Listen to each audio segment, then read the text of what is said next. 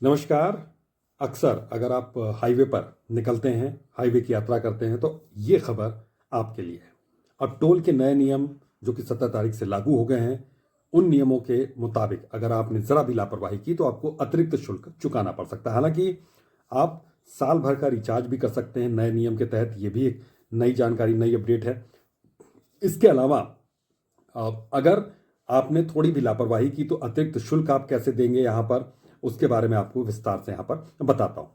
दरअसल अगर आप का टोल या फास्टैग आपका टोल पर पहुंचने से पहले इनएक्टिव है, यानी कि सक्रिय भूमिका में नहीं है, और अगले 15 मिनट तक जब आप वहाँ चार्ज देते हैं 15 मिनट तक वो सक्रिय नहीं होता है, तो फिर आपको एक्स्ट्रा पैसे देने पड़ सकते हैं।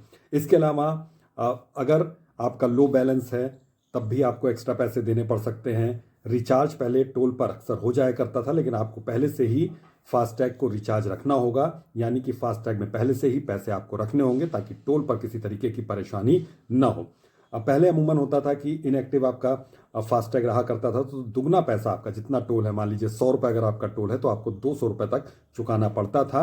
आप कैश या फिर किसी भी यूपीआई के थ्रू इस पैसे का भुगतान कर सकते थे। एक्टिव होने में थोड़ा सा समय यहाँ पर फास्टैग को लगता था, लेकिन अब आपको ज़्यादा सावधानी बरतनी होगी। और लो बैलेंस अगर है तो पहले से उसको ढंग से बैलेंस उसमें रखना पड़ेगा। इसके अलावा अगर एक्टिव नहीं है आपका फास्टैग तो उसको एक्टिव करना पड़ेगा। और अगर फास्टैग में किसी तरीके की परेशानी है तो फास्टैग इशूअर, यानी कि जो बैंक्स हैं या फिर जिन कंपनियों ने फास्टैग को इशू किया है, उसके तहत आपको अब फास्टैग अपना ठीक कराना पड़ेगा। और ये नया नियम यहाँ पर 17 तारीख से लागू हो गया है। यानी कि लो बैलेंस है, अगर इनएक्टिव है फास्टैग, तो आपको पहले से यहाँ पर खुद सक्रिय होना पड़ेगा फास्टैग को सक्रिय करने के लिए और आने वाली किसी भी परेशानी से बचने के लिए, क्योंकि टोल पर अक्सर लंबी कतारें लग जाती हैं, गाड़ियों के लंबे लंबे वहाँ पर लाइंस देखने को मिलती है। इससे बचने के लिए ये एक नया तरीका यहाँ पर निकाला गया है। इसे ये भी कहा जा सकता है कि एक तरीके से अतिरिक्त भुगतान का डर दिखाकर यहाँ पर लोगों को और ज़्यादा एक्टिव करने की कोशिश हो रही है, ताकि किसी भी तरह की दिक्कत, किसी भी तरह की परेशानी से बचा जा सके। फास्टैग को लेकर ये नए नियम अक्सर यहाँ पर अपडेट भी होते रहते हैं, इसलिए आप लगातार नज़र भी बना कर रखिए। लेकिन साल भर के फास्टैग के रिचार्ज की भी व्यवस्था की जा रही है, यानी कि बार बार आपको रिचार्ज करने की ज़रूरत नहीं पड़ेगी।